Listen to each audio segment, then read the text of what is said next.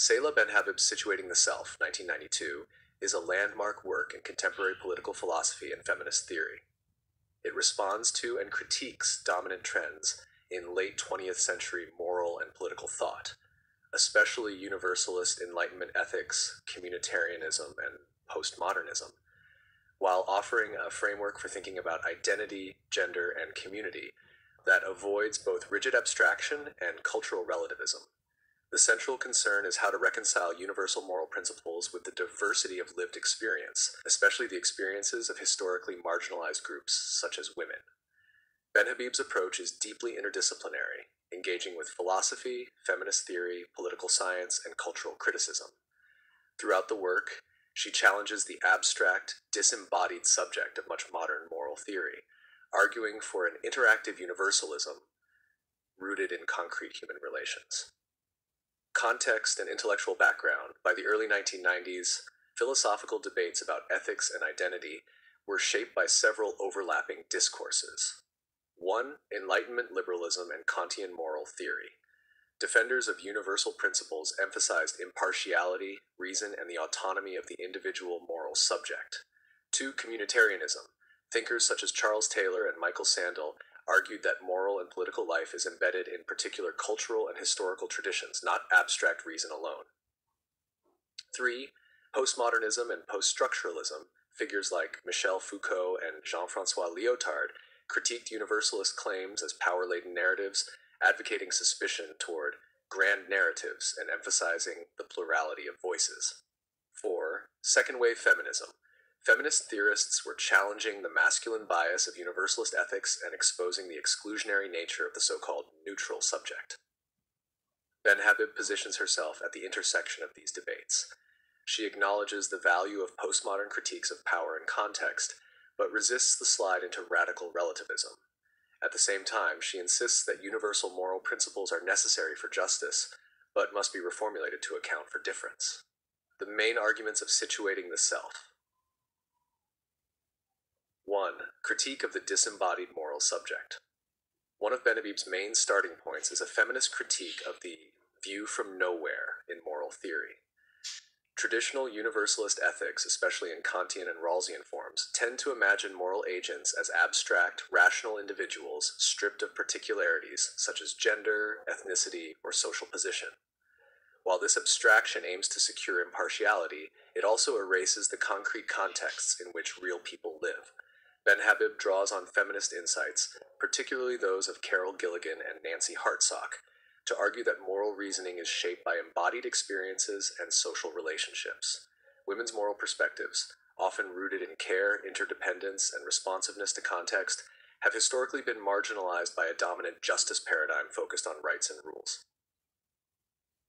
Genre 2. The generalized other versus the concrete other. Benhabib introduces a key conceptual distinction. The generalized other refers to seeing individuals in terms of their abstract rights and duties, as interchangeable bearers of moral claims. This is the perspective common in universalist ethics.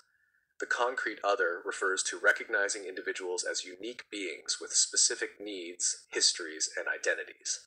This requires empathy, narrative understanding, and attention to context. Both perspectives are necessary. The generalized other grounds equal respect and fairness, while the concrete other enables responsiveness to difference and vulnerability. An adequate moral theory must integrate both. 3. Interactive universalism. Benhabib's alternative to both abstract universalism and radical relativism is what she calls interactive universalism. This approach accepts that universal moral principles, such as equality and justice, are indispensable, but insists they must be interpreted and applied through democratic dialogue among diverse participants. Key features of interactive universalism include procedural openness.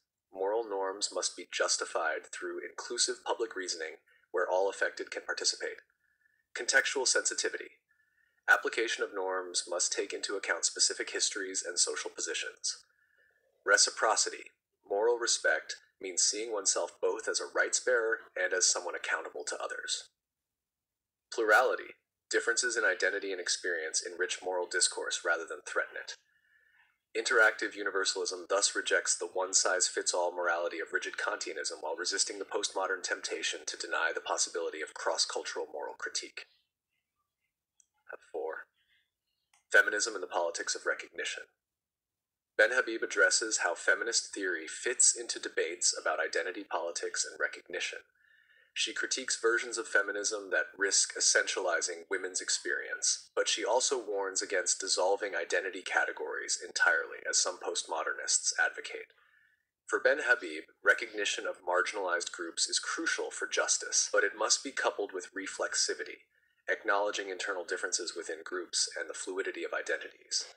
Feminism must remain both self-critical and committed to universal norms, such as gender equality. And 5. Postmodernism, Strengths and Limits. Benhabib appreciates postmodernism's critique of essentialist subjectivity and its attention to power relations. However, she identifies several dangers in postmodernist ethics. Relativism. Without some universal standards, critique of practices like oppression or discrimination becomes impossible.